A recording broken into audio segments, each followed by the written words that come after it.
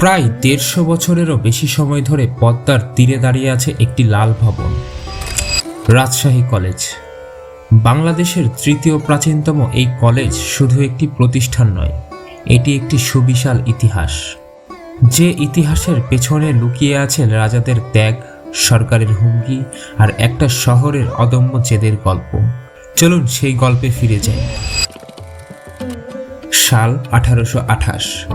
পদ্মার তীরে এই শহরের কিছু উদ্যমী মানুষ একত্রে গড়ে তুললেন একটি বেসরকারি ইংরেজি স্কুল। নাম রাখলেন বাউলিয়া ইংলিশ স্কুল। কোনো সরকারি সাহায্য নেই কোনো ভবন, ছিল শুধুমাত্র একটা স্বপ্ন। সাল 1836। বাংলার প্রাদেশিক সরকার সেই স্কুল অধিগ্রহণ করে গড়ে তুলল সরকারি জেলা স্কুল, যেটি বর্তমানে রাজশাহী কলেজিয়েট স্কুল নামে পরিচিত। কিন্তু এই মাটির মানুষের স্বপ্ন ছিল আরও অনেক বড়। সাল 1873। রাজশাহীর মানুষের দীর্ঘ আবেদন ও প্রচেষ্টায় সাড়া দিয়ে সরকার সেই জেলা স্কুলকে দিল উচ্চ মাধ্যমিক কলেজের মর্যাদা।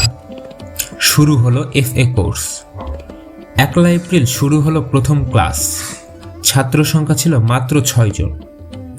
প্রথম অধ্যক্ষ হলেন হরগোবিন্দ সেন, যিনি এর আগে ছিলেন সেই জেলা স্কুলেরই প্রধান শিক্ষক।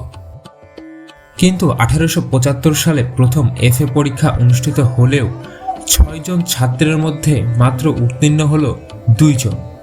ঠিক তখনই সরকার সিদ্ধান্ত নিল এই কলেজ বন্ধ করে দেবে। ঠিক তখনই এগিয়ে এলেন রাজশাহীর অ্যাসোসিয়েশনের প্রতিষ্ঠাতা দীঘাপতিয়ার রাজা প্রমোদ নাথ রায় বাহাদুর, যিনি অ্যাসোসিয়েশনের মাধ্যমে সরকারের হাতে তুলে দিলেন প্রায় 13 লক্ষ টাকা। দাবি শুধু একটাই, বন্ধ নয়, বরং এই কলেজে ডিগ্রি কোর্স চালু করতে হবে। কিন্তু প্রমোদনাথ একা ছিলেন না। দুবলহাটির রাজা হরনাথ রায় দান করেছিলেন তার নিজস্ব জমি, যে জমি থেকে প্রতি বছর 5,000 টাকা আয় হতো। এই রাজাদের দান আর রাজশাহীর মানুষের জেদের ফলে 1878 সালে এই কলেজকে প্রথম গ্রেড মর্যাদা দেওয়া হয় এবং রাজশাহী কলেজ নামে নামকরণ করা হয়। একই সাথে কলিকাতা বিশ্ববিদ্যালয়ের অধিভুক্ত করে এখানে BA কোর্স চালু করা হয়। উত্তরবঙ্গের সর্বপ্রথম এবং সর্বশ্রেষ্ঠ কলেজ হিসেবে প্রতিষ্ঠিত হয় রাজশাহী কলেজ।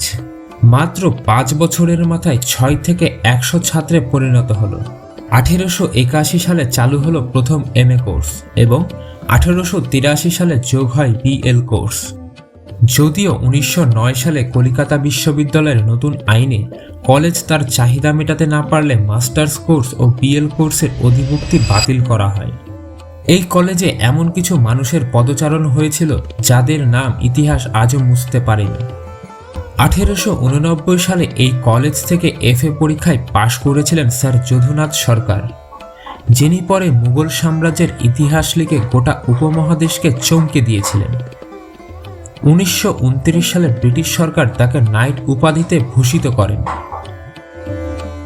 একই কলেজের আরেক কৃতী ছাত্র অক্ষয় কুমার মৈত্র, যিনি ইতিহাসবিদ হিসেবে এই অঞ্চলের হারিয়ে যাওয়া অতীত উদ্ধারে বরেন্দ্র গবেষণা জাদুঘরের অন্যতম সহযোগী প্রতিষ্ঠাতা হিসেবে ভূমিকা রাখেন।